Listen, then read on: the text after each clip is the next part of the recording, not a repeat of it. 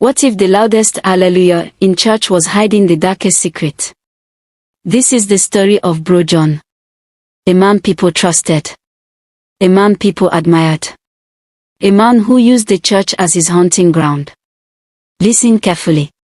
Bro John was the choirmaster of Grace Fire Altar.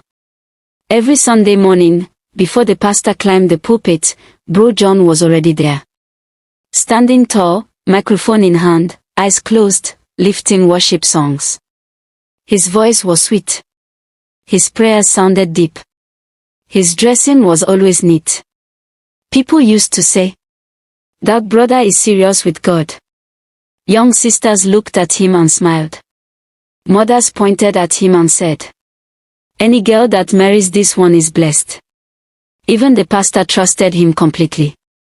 But what people saw on the altar was not the same man that existed behind closed doors. Bro John had a pattern. He didn't go for married women. He didn't go for loud sisters. No. He went for quiet sisters. Lonely sisters. Sisters trusting God for marriage. He would watch them during service. Notice how they prayed. Notice how they cried during worship. Then he would move closer. Bro John never rushed. He would start gently. "Sister, I noticed you don't miss service. God will reward you." The following week John says, "I saw you praying seriously today. God has a big plan for you." Before long, phone numbers were exchanged. Night calls followed. Then prayers on the phone. "Let us pray before we sleep." Soon, the prayers turned emotional. Then one night, he would say, "I don't joke with this kind of thing. God showed me you are my wife." The sisters would be shocked, confused, happy, afraid. But John knew what he was doing. He promised marriage.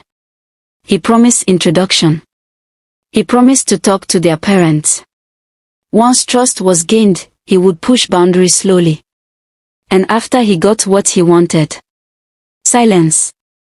John will stop picking their calls. Messages not read. Numbers blocked. The same sister he prayed with last week would see him leading worship like nothing happened. One sister stopped attending church. Another cried anytime worship started. One lost faith completely. But none of them spoke. Why? Because who would believe them? He was the choirmaster. He was spiritual. John felt untouchable.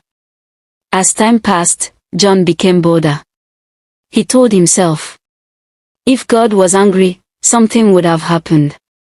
He was still leading songs. Still being praised. Still being trusted. So he continued. Until one Sunday afternoon, a beautiful lady walked into church quietly. Simple clothes. Calm face. Respectful posture. She sat at the back. John noticed her immediately. During service, he kept glancing back. After church, he asked, "Who is that sister that just joined?" Someone answered, "She's new. Just came last week." John smiled. Another target, he sighed to himself. Or so he thought. He approached her politely. "Good afternoon, sister. I'm Bro John." She greeted him respectfully. He offered help. He offered prayers. He offered guidance. She didn't rush him. She listened carefully. Weeks passed. Then one evening, he said it again. "I don't say this lightly. God has been showing me you."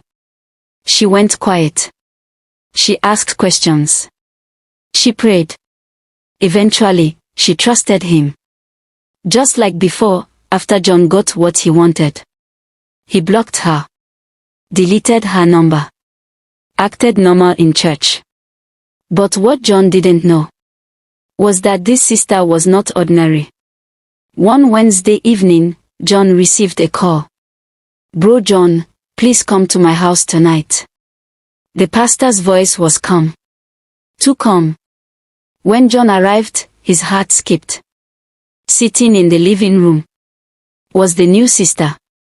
Beside her, the pastor. The pastor looked at John and said, "John, do you recognize her?" John couldn't speak. The pastor continued, "This is my daughter." The ground shifted. The sister spoke calmly. "Daddy, this is the man I told you about." The pastor called the elders.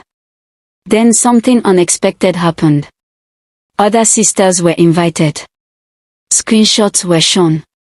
Messages were read from the atrocities of Bro John. Voices trembled. Tears flowed. Pattern after pattern. Lie after lie. John's knees hit the floor. "Daddy, please, forgive me." But the pastor stood up. "You didn't fall once. You built a habit." That Sunday, the church was full. John did not stand in front to lead worship. He stood before the church as the announcement was made. He was removed. Suspended. Reported to the church leadership council. The choir cried. The church was silent. The same mouth that led songs could not defend itself. Word spread around the town. Churches refused him. Friends avoided him. Doors closed. The women healed. Some got married. Some moved on. John moved from place to place. No choir. No microphone. No respect. One evening, John sat alone. He was playing old worship videos on his phone. He whispered, "I use God's house to destroy lives." But heaven was silent.